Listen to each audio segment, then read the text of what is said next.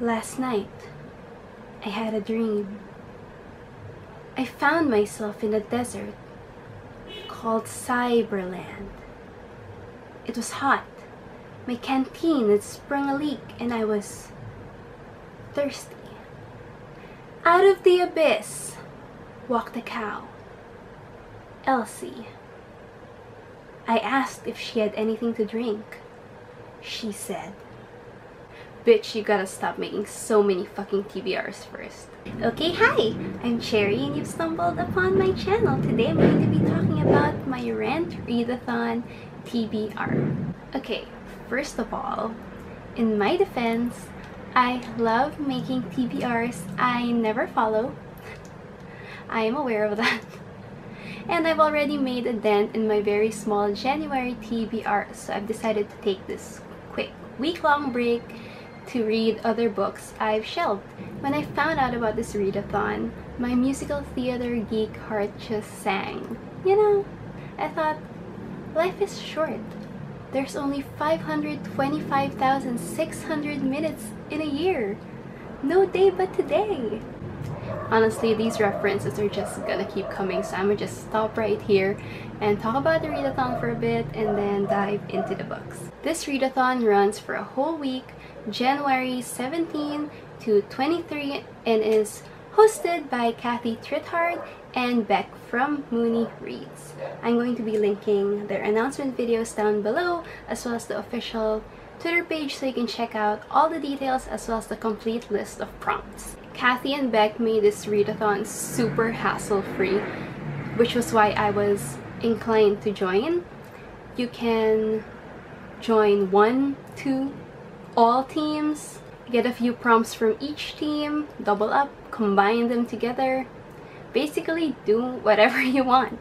I couldn't choose between my two faves, so I'm going to be part of both Team Maureen and Team Mimi, and I managed to combine some prompts together. So there will only be 4 books on this TBR. Anyway, without further blabbering, let's get on to the books. For the first book, I've combined the prompts read a book with bisexual representation from Team Maureen and read a book with a fiery character from Team Mimi.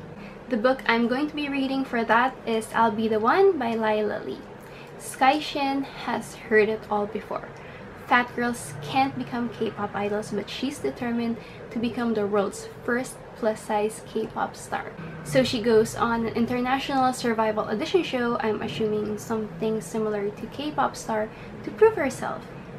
Obviously, she fucking nails it, and she becomes a trainee in a very fat-phobic industry. That plot in itself proves that the MC is a very fiery character, and she is also apparently bisexual, so that fulfills both prompts. As a K-pop stan, I have so much I want to say, but I will save that for when after I read the book. I'm honestly so excited for this. For the second book, I'm going to be combining another prompt from Team Maureen, which is read something weird, with another prompt from Team Mimi, which is read a graphic novel. For that, I've chosen Tomie by Junji Ito. From the master of fucked up and unsettling himself, I'm a huge fan of Junji Ito, but I have not read Tomie yet. And the reason for that is because I made the mistake of watching the live-action movie adaptation and was bored out of my fucking mind. So I just didn't bother with the manga, which is totally unfair, I realize, and stupid of me as a Junji Ito fan. This manga fits with the weird prompt because, well, Junji Ito writes some really weird shit. And this one's no different. Basically, we follow Tomie, an entity with the ability to have men fall instantly head over heels in love with her, to the point of obsession and acts of brutal violence. Tomie is killed over and over again in the process, but because this bitch isn't human, she comes back stronger than a 90s trend. This is actually the one I am most excited to read on this list.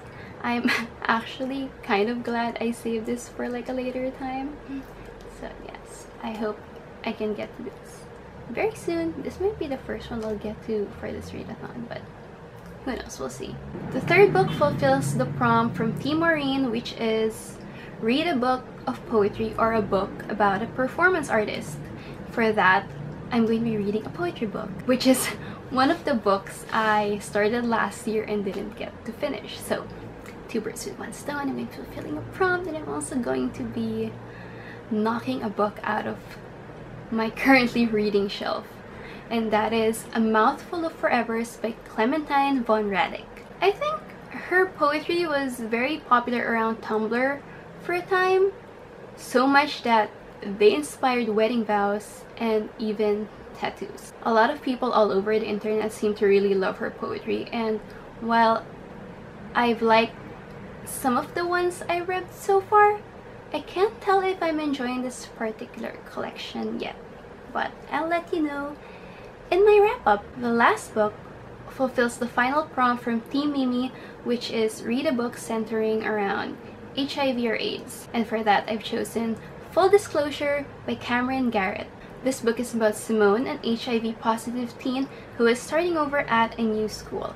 But the last thing she wants is for people to find out about her diagnosis, because the last time they did, shit hit the fan. In her new school, she falls in love and lust for the first time with a guy named Miles, and shy kisses are beginning to escalate into something more. But an anonymous note she finds in her locker threatens to spill her secret if she doesn't stop hanging out with Miles. This book has been on my TBR for a while after finding out about it from Books with Chloe, but it's my first time reading a book centering around HIV and with a girl protag at that, so I feel like this is going to definitely be a hard-hitting read, and I'm glad this readathon is giving me this opportunity to finally get it.